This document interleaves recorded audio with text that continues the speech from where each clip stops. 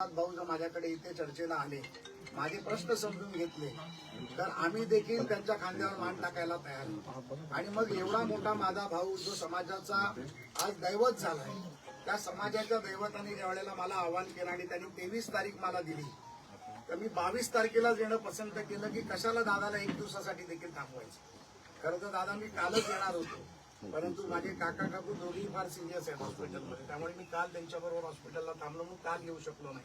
म्हणून काल रात्री मी छत्रपती संभाजीनगरला आलो.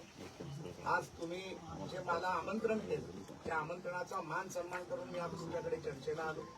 माझ्या मनामध्ये प्रसाद लाड म्हणून एक मराठा समाजाचा कार्यकर्ता म्हणून एक मराठा समाजामुळे मी आज जो आमदार झालो किंवा जे काही झालो, आणि तुमच्या नेतृत्वामुळे आज या राज्यातील नव्हे तर देशातील समाजाला जो मान मिळाला, एक तर तुमचा मला वैयक्तिक सत्कार देखील करायचा होता.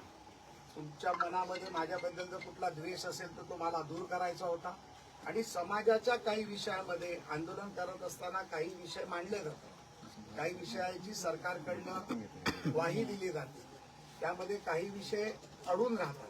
ते अडलेले विषय काय आहेत आणि ते माझ्या माध्यमातून एक मुंबईमध्ये एक सामाजिक कार्य करत असताना, नेतृत्व करत असताना, सभागृहामध्ये नेतृत्व करत असताना माझ्या माध्यमातून आपल्याला अजून चांगली काय मदत होऊ शकते, आपले विषय कसे मिटू शकतात, आपल्या विषयामध्ये मी तुमच्या दूताची भूमिका करू शकतो का, या सर्व विषयाला घेऊन दादा आज मी तुमच्या आमंत्रणाला मान देऊन मी इथे तुमच्याकडे आलोय.